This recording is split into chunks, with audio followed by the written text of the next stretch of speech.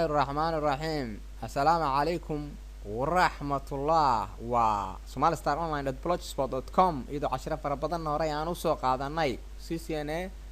Cisco Packet Tracer ardayga waa inuu haystaa intuusan 10kan bilaabin hadduusan haysan waa loo soo dirayaa ama waa laga caawinayaa Xikopia Cisco waa 10da inaan ku qaadano as practical haddii aan ku qaadan weyno wax noo hirgalaya ama wax noo hagaagaya ma leh 10daani marka waa barashada networking-ka xirfadda tababarka af Soomaali adigoo heli kara ku daawo kana waxaana kala soo xiriiri doontaa somalistar@yahoo.com course exam oo 648,802 iyadoo 10dan oo fara badan hore aan usoo daawanay root-keenii iyo waxaan imaanayaa switch-keenii sidaan wax uga bedeli lahayn waxaan haysanaa halkan root-kii way noo taxan yihiin halkan haddaan imaado root-kii switch-kii hub-kii iyo wireless device-kii halkaana wireradii ayaa nagu diyaarsan halkan waxaan haysanaa switch-kan doonno inaan qaadano ayaa waxaan ku xiriirinaynaa PC-yo halkan waxaan bedeli doonaa qaabka uu ku samaysan yahay default-giisa ayaan wax ka bedelayaa option baan imaanayaa option markaan imaado toos waxaan imaanayaa performance halkan waxaan imaanayaa waxaan rabaa meeshaan configuration kusoo sameynayo hadda haddii aan idin tuso root-ka markaan configuration ku sameynayno wuxuuna tusinayaa keliya caddaan asiga naftiisa waxaan rabnaa inaan ku sameyn karno waa kan root-keenii markaan soo gudgalno halkan boortiyadii oo physicalka ahaa boortiska physical weeye hadhow len v2i password markaan u sameynayno physically ma aha sababa inaan la socdo halkaan laga daminaya laga daarayaa root-kii waa barashada 10da aan ku qaadanayno configuration haddaan tagno interface 0/0 iyo fast internet 0/0 fast internet 0/1 interface-yada uu wato CLI-ga waa cad yahay halkaan waxaan ka rabnaa madow inaan kasoo dhigano waxaasoo dhan aan iska bedelno okay waa fahanatan halkaan caddaanka kuma shaqayn karno indhaha haddayna xanuunayaan waa inaan madow u bedelnaa annaga halkaan marka waxaan tegaynaa options performance waxaan ka dhex shaqaynayno iska ilaali waa muhiim jiddan waa inaan Cisco Packet Tracer-ka aan ku sameynaa training badan si aan ugu sameyno si hadhowdii aan ugu sameyn karno dhexdiisa inaan wax walba ka dhex samaysan karno fonts-kana waa iska weyneynaynaa CLI-ga waa kana colorkiisa aan bedeli doonaa oo waxaan dhihi doonaa colorka uu ku fadhiyo ma doonayo waxaa iga dhigtaan aniga waxaa iga dhigtaan baan leeyahay madow iga dhigaa gudihiisa si aan ugu sameeyo configuration-ka markaan sameynayo sida PC-ga madow uu yahay oo kale aan rabaa inuu madow u noqdo halkan waa muhiim jiddan inay si fiican ardayda ay u wada fahmaan waxaan kaloo bedeli doonaa ila soco waxaan kaloo bedeli doonaa farta oo waxay kusoo degtaa markay default tahay Cisco Packet Tracer 8 buu ku keenaa farta okay marka step-ka 10da loo arkayo halkaan kala xiriiri doonaa root-ka ISO text halkaas oo dhan text-ga iyo background halkaan bedelayaa background-ka marka hore root-ka text-kiisa hadda waa black buu noo qoran yahay caddaan baan ka dhigayaa white waa farti ayaan white ka dhigayaa halkaan background-kina black baan ka dhiganaynaa root-keenii saa ayuu noogu kala bedelayaa marka waa muhiim jiddan taa inaan fahanno hadda root-keeni haddaan kusoo noqdo waxaan rabaa inuu fartayda uu garig waa ku apply gareeyay black baan ka dhigay background-ka white-na waxaan ka dhigay farti marka waxaan doonayaa sidii inuu uu qaato waa kaa taa waa sameyn doontaa taa markaa samaysaanna halkaan black-ga ku dhex shaqayn doontaan waana very important halkaan waxaan ka faa'iidaysan doonaa arday kala duwan oo Soomaaliyeed meel walba ay joogaan root-kayga marka waxaan kusoo xiriirin doonaa halkaan markaan imaado PC baan qaadanayaa markiiba halkaan markaan PC qaato waxaan qaadanayaa PC kale PC-yadan furayaa mid laptop aan qaadanayaa iyo mid desktop ah waa muhiim jiddan taas inaan wada naqaan halkaan xarigaan isticmaalay horaan usoo sheegay waa straight-ka 10kii koowaad configuration-ka aan sameynayay baan kusoo sheegay 0/0 baan qaadanayaa waxaan ku xirayaa switch-kii aan la imaanayaa halkaan iska daa waxaan iska jarayaa halkaasaan imaanayaa iga jar baan leeyahay qab marka halkaan markaan imaado switch baan qaadanayaa switch-kaasaan waxaan u dhexaysiinayaa labadoodii switch-kaas marka waxaan rabaa inuu switch-ka halkaan markuu kaa qabsado halkaan lagu furaa isla asigaa lagu soo noqdaa waa la taabtaa kali taab uu kaa qaadaya okay waxaan soo qaadanayaa marka xarigii straight-ka ahaa straight-ka waa muhiim jiddan waxaan islahayn markaan isku xireyno waxaan isticmaalaynaa xarigga straight-ka haddii kale waxaan isticmaali doonaa xarigga crossover-ka markaan root iyo root isku xirayo kale ama PC crossover waa qasab inaan isticmaalo marka waayo laba shay oo isleh waxaanu isticmaalayaa crossover laba shay oo aan islahayn waxaanu isticmaalayaa straight-ka waa muhiim jiddan marka straight-kaan soo qaadanayaa waxaan ku xiriirin doonaa fast internet okay halkaasaan ku xiriirin doonaa ila soco tartiib okay waxaan arki doonaa 10 kooban oo useful ah maanta marka 10keena maxaa useful ka dhigayo waxaan rabaa inaan sameeyo aan aragno wax yar oo kooban halkaan haddaan dhigo switch kaligiis oo aan keeno bc haddaan keeno bc kale halkaan waxaa dhici doona arag halkaan straight ka qaado labadaana isku xiriiri labadan waan isku xiriirinayaa wax yaroo simple ah waan arki doonaa shaqo fudud baan qabanaynaa oo macno weyn u fadhiso switchkan iyadoo configuration lagu sameyn ayuu hore ka qaadanayaa sababtoo ah switchka wuxuu fiirinayaa network cardka oo ku xiran pc-ga rootka laakiin ma ogolaanayo waa out waa rootka sababtoo ah wuxuu u baahan yahay in configuration lagu sameeyo switch configuration waa lagu sameynayaa dabcan laakiin switchka locally marka la isticmaalayo oo computerada switchka kusoo wada xirmayaan wuxuu u baahanayaa computerada isla markii switchkii uu bedelanayaa waa ka cagaar buu ka dhigtay configuration ahaan sababtoo ah network cardka ayaa wuxuu xiriirinaya kuwan hadda way is wada gaari karaan kuwan laakiin isma wada gaari karaan waa rootkaas oo dhexeeya wixii ah inta switchka ay kaga xiran yihiin bay gaari karaan laakiin inta rootka ay kaga xiran yihiin ma gaari karaan waayo mar walba switchka waa local switchka waa local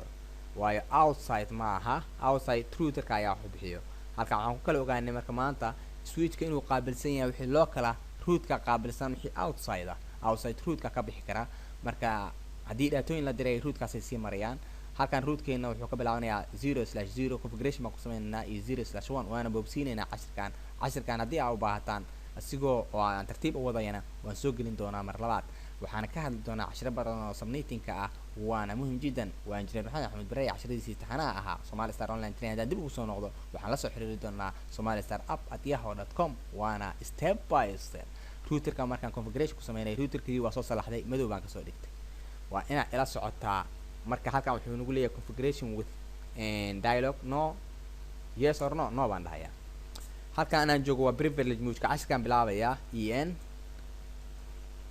ila soo cashirkan kan bilaabo waxaan sameynayaa passwordradii oo dhameystiran 3 password okay waxaan joogaa user mode ka waxaan ku garanaynaa calaamada create design-ka marka hadda waxaan joogaa privilege mode ka waxaan ku ogaan karaa hadda privilege mode ka labadan troubleshooting baa laga sameeyaa oo labadan waxaa laga troubleshoot gareeyaa computerka global mode kana wax laga bedelaa routerka halkaan marka haddii aan iraahdo fiiri show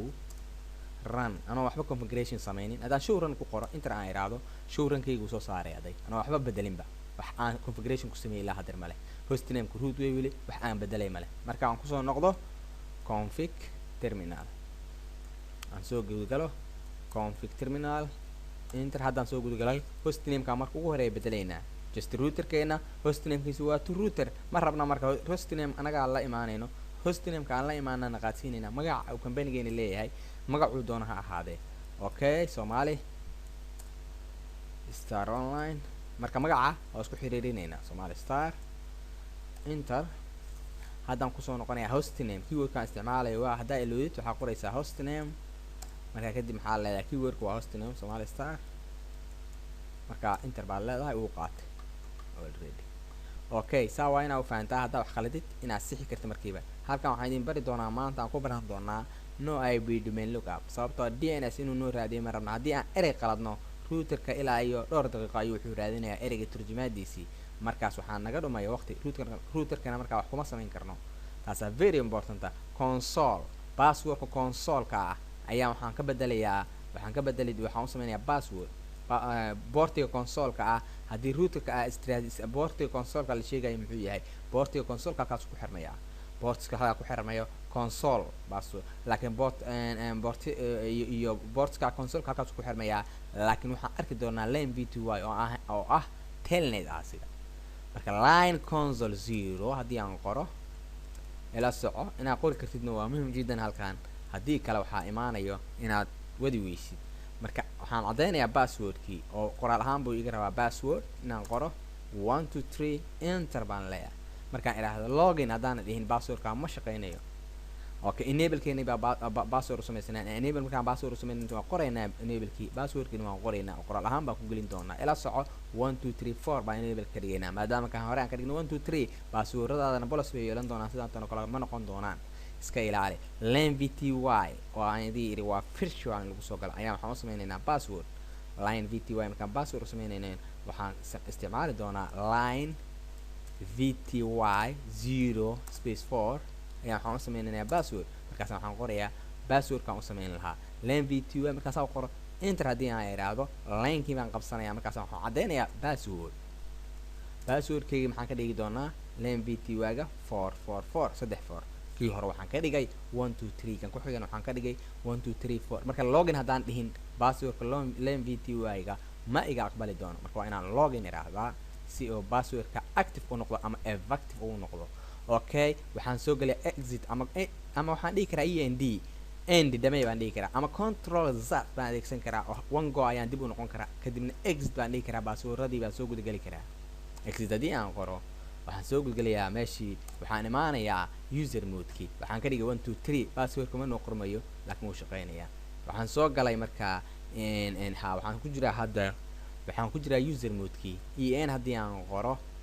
haddaan qoro inter aan iraahdo waa soo gudgelayaa passwordka labaad waxaa la weydiinayaa oo enable keeni 123 passwordka enable waan qalday 1234 enter waan soo gudgalay markaa privilege modekan joogaa waxaan usii gudbi doonaa hadda haddii aan u gudbo hoos baan gudbayaa oo waxaan tegayaa global modekii si aan computerkeeni casharadeeni routerkaan kaga shaqeynaya aan usii shaqeeyo marka config terminal waxaan isticmaalayaa ila soco config terminal enter hadda rootkeeni waa bedelnay passwordadii waa soo sameysanay maxaan sameyn doonaa marka no ib domain iska ilaali commandigan waa very important no ib domain lookup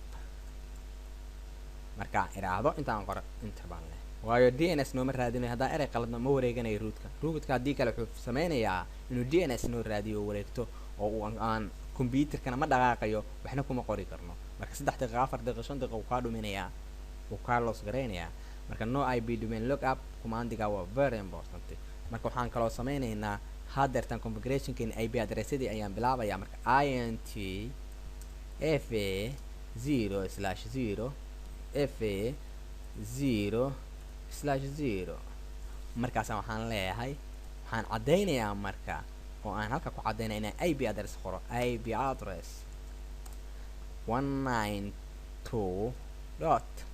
192.168. marka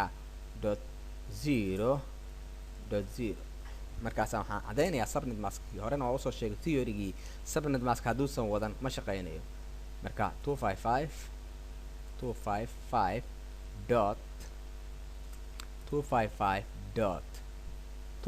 255.255.255.0 subnet maskigan waa class c horena waa idinkugu sheegay cashirkii aan ku sharaxay theoryga ahaa waa inaa garataa default class c wuxuu yeelan doonaa subnet maskiga 255.255.0 okay marka no shot haddii aan ka ilaawno no shot boortiga ma soo kacayo inter baan leeyahay marka boortigan app baa laga dhigay start app waa la upgrade marka kaana ka arki doonaa marka app laga dhigay waa ka uu noo shaqeynaya marka boortigaas ii dhiman inaan soo siiyo ip address marka waxaan leeyahay enter okay ila socod tilaabaan qaadaynaa enter configurationkayga enter markaan iraahdo waa ku jiraa int ila soco fa 0/1 marka waxaan leeyahay 0/1 waa ka kacayaa ip address ila soco step ardayga caadi si aan caadiyan buu uga faa'iideysan karaa programkan sababtoo ah si dhiran nadiifaan ku sameynayaa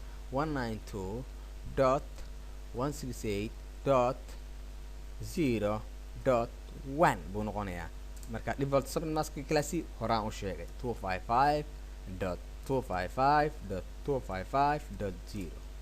marka maxaan leeyahay enter no shot haddaan no shot ka ilaabo ma soo kacayo halkaa marka kana app baa laga dhigay start app waa la upgrade change waa lagu sameeyay app baa laga dhigay okay kan wuu noo shaqeynayaa marka wuxuu noo leeyahay intii la doono password 3 password oo kusoo sameynay waxaan kusoo sameynay configurationkeeni halkaan madowba ka pc-yadan ip address baan siin doonaa kan ip address wuu leeyahay routerkaygi kan switch weeye switchkana localka configuration laguma sameyn laakiin computerradan way is arkayaan sababtoo waxay isku arkayaan local kaarka uu leeyahay kaarka internetka ku xiran computerkaaga ayuu akhrisanayaa switchka si local marka ugu shaqeynaya kan laakiin routerka in configuration la sameeyaa waayo maadaama dibadda looga baxayo oo ip address uu imaanayo sidaa darteed casharada barashada networkingka waxaan ka faa'iideysan doonaa injineer maxamed axmed bir casharadiisii taxanaha ahaa sidaa darteed casharkeena step by step baan u qaadan doonaa pc-yadii ayaan ip address siin doonaa ila soco marka tilaabaan qaadi doonaa tilaabooyinkaan tartiib baan u qaadi doonaa pc-gaygii waa soo gudgalay oo physical ahaan desktop baan kasii dooranayaa ip address meeshaan gelin lahaa static baan isticmaalayaa waayo dhcp ma haysano zarbaha automatic buu noo siin lahaa ip addressyada sidaa darteed marka 192. iska ilaali cashirkan 168 si tartiib aan u sameynayaa si tilaabadan markaan kasii gudubno aan usii gudubno 168.0.3 ama 0.2 waa dhigi karaa halkaa 2 marka halkaan subnet maskiga uu siinayo waa ka subnet maskigan waa class C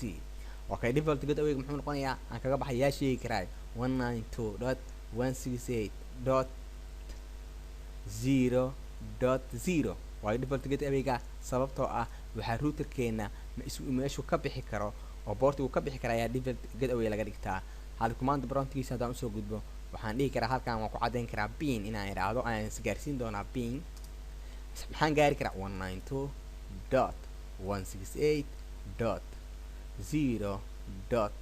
192.168.0.0.1 haddaan dhaho xataa wuu gaari karaa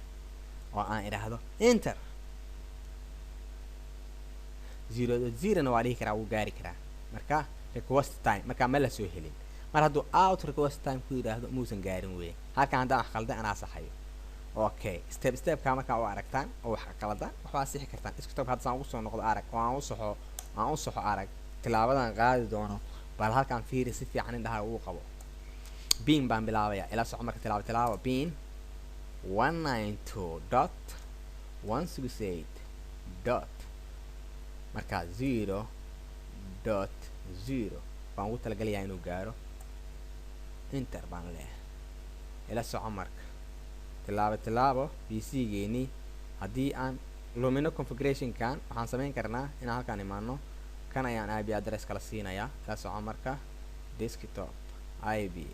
IP addresska muxuu noqon doonaa 192.168. okay .0.3 okay halkaan imo marka default gateway-ga 192.168.0.0 sababtoo ah 0.0 maxaa loo siinayaa haddii ardayda ay isweydiiyaan waxaa loo siinayaa sababtoo ah halkan ayaa wuxuu yahay meeshuu kasii bixi lahaa routerkaaga uu ka gaari lahaa dibadda markuu baxayo PC-gaygan kusoo noqonayaa hadda waxaan ku jiraa PC-gaygii oo waxaan sameynayaa PC-gaygan kusoo noqday kan waa ma aha PC-gayga kalaan soo gudgalayaa PC-gaygii laptopka ahaa ayaa ii furan halkana laptopkii marka command promptiga bean inay isgaari karaan waa inaan muhiim jiddan inaan ogaano bean marka alaala markaan qoro 192.168. dot haddaa qalada xataa ma kuu shaqeynayo marka 168.0.0 dheh haddaa doonto waa inay isgaaraan ayaan rabnaa muhiim jiddan wey taas marka waxaan dhahaynaa enter reply way isgaarayaan successful bay weliba isku gaarayaan saan ayaa loo sameynayaa marka la sameynayo haddii aad qalado commandiga ma kuu shaqeynayo saan ayaa loo soo saxaa waa la soo hubiyaa haddii dhod aa qalado waxaa laga yaabaa dhod inaan qaladno wuu isgaari waayo haddana wuu iswada gaarayaa waana guul aan kusoo sameynaa